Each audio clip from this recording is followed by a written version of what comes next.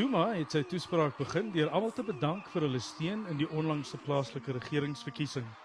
Maar dit was duidelik die president het baie op die hart gehad oor die afgelope week se gebeure en die wat sy bedanking eis. Abekho instructions ke-ANC.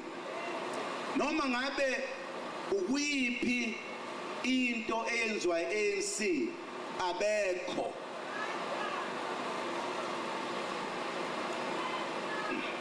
Namhlanje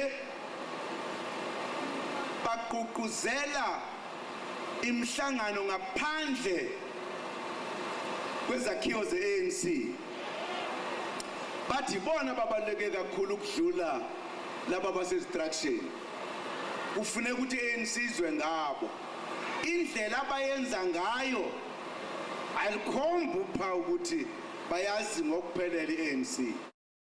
Die president het oppositiepartye en kritici daarvan beskuldig dat hulle howe as platform vir politieke gevegte gebruik. Hy sê dit beteken daar is ook nie meer plek vir 'n gesonde, demokratiese debat nie. Zuma het van die geleentheid gebruik gemaak om na sy kritici te kap. Uyabona, ngisho noma ngathiwa ngiyaboshwa namhlanje. Hayi ngikujwayele ukuboshwa mina. Ngadonsa ishumi leminyaka ejele.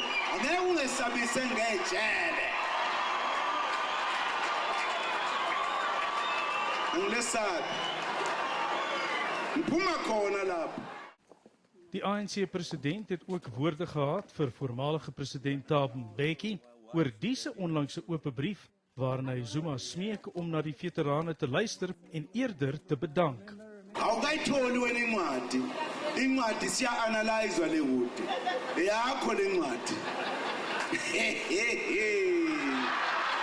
Sê umfana kaShovatli Mulu. Ondanks die druk op Zuma om te bedank, was hy en partyondersteuners steeds in ligte lyn.